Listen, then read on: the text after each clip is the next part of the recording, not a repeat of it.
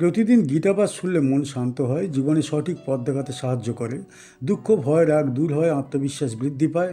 কর্ম ও ভক্তির মাধ্যমে হৃদয়ের শক্তি, ঘরে শান্তি ও জীবনে আলো নিয়ে আসে। তাই প্রতিদিন আমাদের চ্যানেল থেকে 2টি শ্লোক সহ একটি পাঠ শুনুন। কার্যকারণ কর্তৃত্বে হেতু প্রকৃতি রুচিয়তে পুরুষ সুখ দুঃখানাম ভোক্তৃত্বে হেতু রুচিয়তে। কার্য ও কারণের সৃষ্টিতে প্রকৃতিকেই কারণ বলা হয়, আর সুখ ও দুঃখ ভোগের ক্ষেত্রে পুরুষকেই কারণ বলা হয়।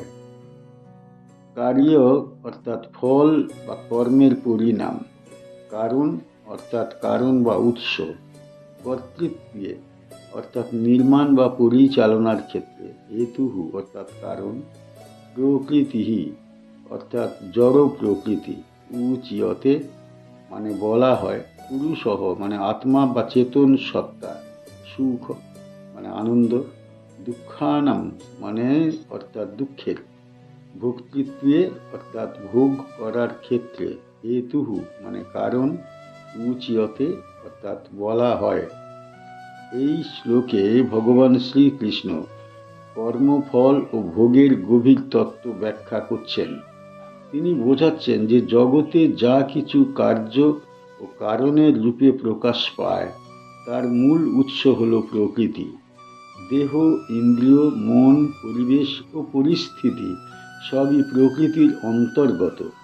মানুষের যে কোনো কর্ম এই প্রকৃতির মাধ্যমে স্পষ্ট হয়। প্রকৃতি সত্য, রজ ও তম গুণের দ্বারা পরিচালিত। এই গুণগুলির প্রভাবে মানুষের প্রবৃত্তি, ইচ্ছা ও কর্মের ধরন গড়ে ওঠে। কেউ কর্মপ্রবণ, কেউ জ্ঞানমুখী, কেউ অলস, সবই প্রকৃতির গুণের ফল। তাই বাহ্যিক কর্মকাণ্ডের পিছনে প্রকৃতি আসল চালিকা শক্তি। কার্য কারণ কর্তৃত্বে হেতু প্রতি রুচিয়তে কথার দ্বারা বোঝানো হয়েছে যে সৃষ্টি, রক্ষণ ও পরিবর্তনের সমস্ত প্রক্রিয়া প্রকৃতির মাধ্যমে ঘটে। মানুষ নিজেকে কর্তা ভাবে, কিন্তু প্রকৃতপক্ষে প্রকৃতির গুণ তাকে চালিত করে। পুরুষহ সুখ দুঃখানাম ভোক্তৃত্বে হেতু রুচিয়তে। এই অংশে বলা হয়েছে আত্মা হলো সুখ ও দুঃখের ভোক্তা।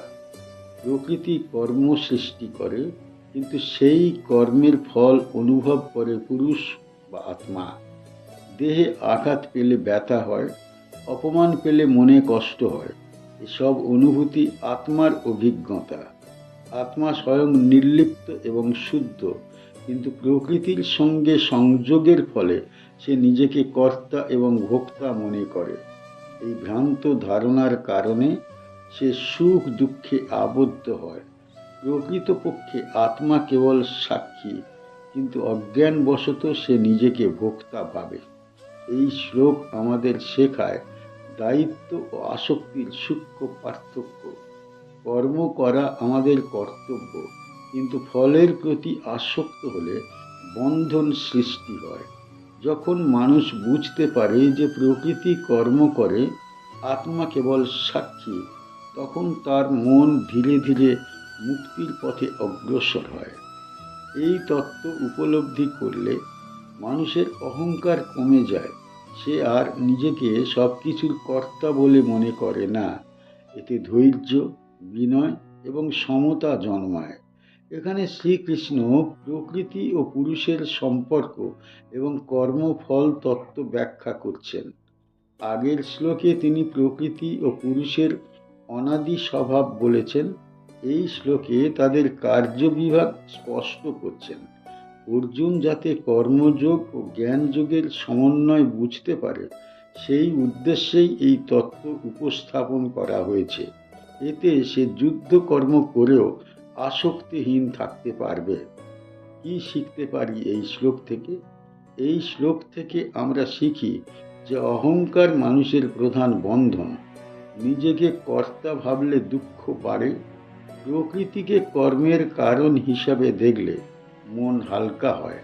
আমরা বুঝতে পারি যে সুখ বা দুঃখ ক্ষণস্থায়ী, এগুলি প্রকৃতির সংযোগের ফল, তাই এগুলিতে অতিরিক্ত আসক্ত না হয়ে সমবুদ্ধি বজায় রাখা উচিত। এই শ্লোক আমাদের শেখায় নিষ্কাম কর্মের গুরুত্ব। ফলের আশা ত্যাগ করে ভগবানের উদ্দেশ্যে কর্ম করলে মানুষ ধীরে ধীরে অন্তর্শুদ্ধি লাভ করে এবং মোক্ষের পথে অগ্রসর হয়। পুরুষঃ প্রকৃতিস্থু হি ভুঙ্ক্তে প্রকৃতিজান গুণান কারণং গুণসঙ্গস্য সদসদ্যোনি জন্মসু। পুরুষ প্রকৃতির মধ্যে অবস্থান করে প্রকৃতিজাত গুণসমূহ ভোগ করে। এই গুণের সঙ্গে সংযোগী তার শুভ ও অশুভ জনিতে জন্মগ্রহণ করণের কারণ। পুরুষঃ অর্থাৎ আত্মা বা চেতন সত্তা, প্রকৃতিস্থ অর্থাৎ প্রকৃতির মধ্যে অবস্থানকারী, হি মানে নিশ্চয়ই, ভুঙ্ক্তে অর্থাৎ ভোগ করে, প্রকৃতি জান অর্থাৎ প্রকৃতি থেকে উৎপন্ন, গুণান অর্থাৎ সত্য রজ ও তম গুণ, কারণম অর্থাৎ কারণ, গুণ সঙ্গহ অর্থাৎ গুণের সঙ্গে আসক্তি বা সংযোগ, অস্য মানে তার, সৎ অর্থাৎ শুভ বা উত্তম, অসৎ অর্থাৎ অশুভ বা নীচ, ইয়োনি অর্থাৎ জন্মস্থান, জন্মসু মানে জন্মগুলিতে। এই শ্লোকে ভগবান শ্রীকৃষ্ণ জীবের বন্ধন ও পুনর্জন্মের মূল কারণ স্পষ্টভাবে ব্যাখ্যা করছেন। তিনি বলছেন যে আত্মা প্রকৃতির সংস্পর্শে এসে দেহ ধারণ করে এবং তখন সে প্রকৃতিজাত সত্য রজ ও তম গুণ ভোগ করতে থাকে। এই গুণগুলির প্রভাবে মানুষের চিন্তা, আচরণ ও প্রবৃত্তি গঠিত হয়। পুরুষ প্রকৃতিস্থ হি কথার দ্বারা বোঝানো হয়েছে আত্মা নিজে নিরাকার ও শুদ্ধ হলেও দেহের মাধ্যমে সে প্রকৃতির মধ্যে অবস্থান করে। দেহ, মন ও বুদ্ধি সবই প্রকৃতির সৃষ্টি। আত্মা যখন এগুলির সঙ্গে নিজেকে এক করে ভাবে তখনই সে প্রকৃতিস্থ হয়ে পড়ে। ভুঙ্ক্তে প্রকৃতি জান গুণান, এর অর্থ আত্মা গুণের সুখ দুঃখ ভোগ করে। কখনো সত্য গুণের ফলে জ্ঞান, শান্তি ও পবিত্রতা অনুভব করে, কখনো রজগুণের ফলে কামনা, অস্থিরতা ও লোভে জড়ায়, আবার কখনো তমগুণের ফলে অলসতা, অজ্ঞান ও মোহে ডুবে যায়। কারণং গুণ সংগহস্য অংশটি অত্যন্ত গুরুত্বপূর্ণ। ভগবান বলছেন আত্মার বন্ধনের মূল কারণ হল গুণের সঙ্গে আসক্তি। আত্মা যখন এই গুণগুলিকে নিজের বলে গ্রহণ করে তখনই সে কর্মফলে আবদ্ধ হয় এবং পুনর্জন্মের চক্রে প্রবেশ করে। সদসদ যোনি জন্মসু দ্বারা বোঝানো হয়েছে গুণ সংযোগের ফলে জীব কখনো উত্তম কখনো নীচ যোনিতে জন্মগ্রহণ করে।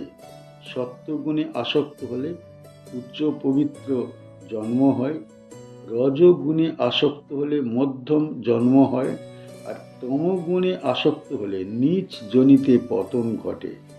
এই শ্লোক আমাদের শেখায় যে আমাদের ভবিষ্যৎ বর্তমান চিন্তা ও আচরণের উপর নির্ভর করে। আমরা কোন গুণের সঙ্গে যুক্ত হচ্ছি সেটা নির্ধারণ করবে আমাদের পরবর্তী গতি। এই তত্ত্ব উপলব্ধি করলে মানুষ নিজের দোষ অন্যের উপর চাপানো বন্ধ করে। সে বুঝতে পারে নিজের উন্নতি বা পতনের জন্য সে নিজেই দায়ী। এখানে শ্রীকৃষ্ণ প্রকৃতি ও পুরুষের সম্পর্ক এবং পুনর্জন্মের রহস্য ব্যাখ্যা করছেন। আগের শ্লোকে তিনি কর্ম ও ভোগের কারণ বলেছেন, এই শ্লোকে তিনি জন্মান্তরের মূল কারণ স্পষ্ট করছেন। অর্জুন যাতে জীবনের গভীর উদ্দেশ্য বুঝতে পারে এবং গুণের বন্ধন থেকে মুক্ত হবার চেষ্টা করে, সেই লক্ষ্যেই এই উপদেশ প্রদান করা হয়েছে। কি শিখতে পারি এই শ্লোক থেকে? এই শ্লোক থেকে আমরা শিখি যে আমাদের চরিত্র আমাদের ভাগ্য গঠন করে। কোন গুণকে আমরা লালন করছি সেটাই আমাদের ভবিষ্যৎ নির্ধারণ করে। আমরা বুঝতে পারি যে কামনা, লোভ ও অজ্ঞান আমাদের পতনের কারণ।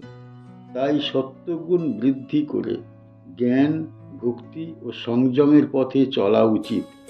এই শ্লোক আমাদের শেখায় যে আত্মনিয়ন্ত্রণ ও সাধনার গুরুত্ব। গুণের দাস না হয়ে ভগবানের শরণ নিলে মানুষ ধীরে ধীরে জন্ম মৃত্যুর বন্ধন থেকে মুক্ত হয় এবং মোক্ষের পথে অগ্রসর হয়।